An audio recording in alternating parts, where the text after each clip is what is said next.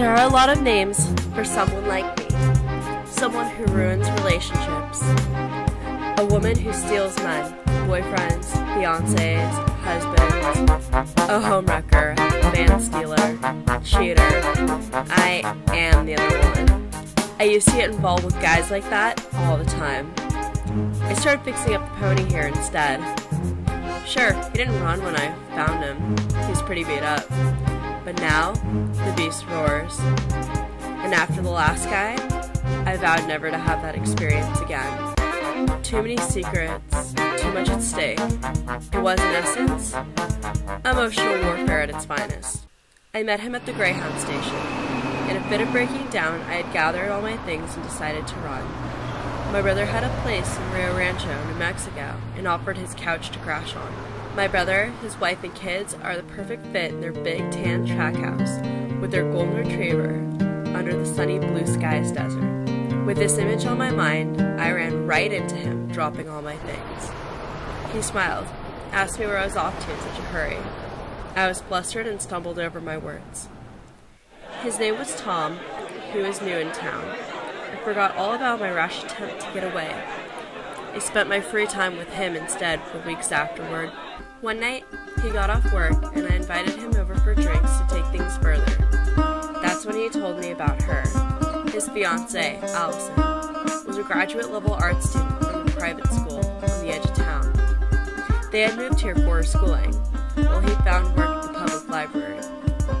He was often alone because she spent so much time traveling into San Francisco, meeting other artists, and going to fabulous parties in well-decorated lofts. She was high-strung and preferred he didn't accompany her, as his short leash was never short enough for her. They fought constantly. And so, on this night, both of us, on the verge of drunk, swept each other up in what I would like to think was a gracefully drunken stupor, out of the living room and into my bed. The secret love affair was incredible. I felt like the woman in the Andy Warhol Polaroid series, purple-tinted and oversized sunglasses, who asked, "I wonder if it's possible to have a love affair that lasts forever." Months went by, and finally Allison met me, catching me visit Tom at the library. I grabbed a set of books he offered me. He glanced at me nervously as we introduced ourselves. Tom curtly interjected that I was his coworker.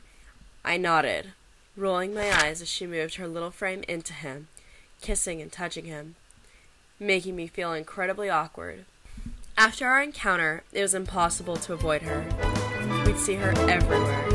I threw myself in bushes at my apartment complex, under parked cars downtown, behind vegetable displays in the grocery store. She also spent more time driving Tom crazy with her mental instability and anger issues.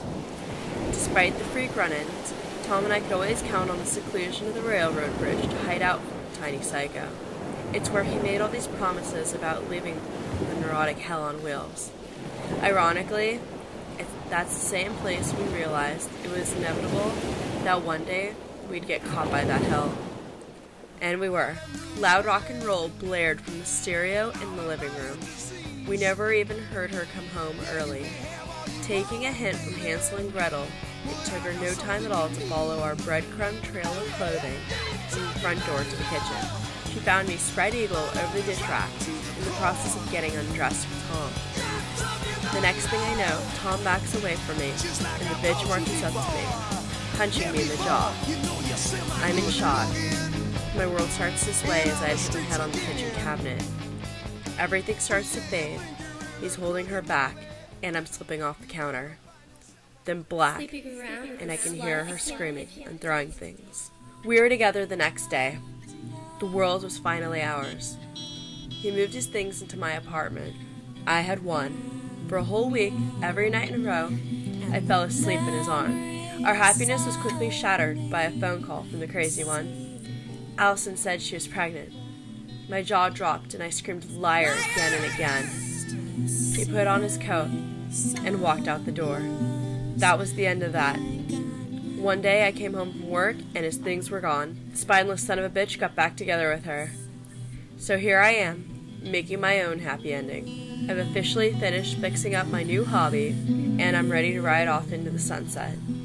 on my own goddamn white horse. And I pretend that I felt any regret, 'cause each broken heart will eventually mend. As the blood runs red down the needle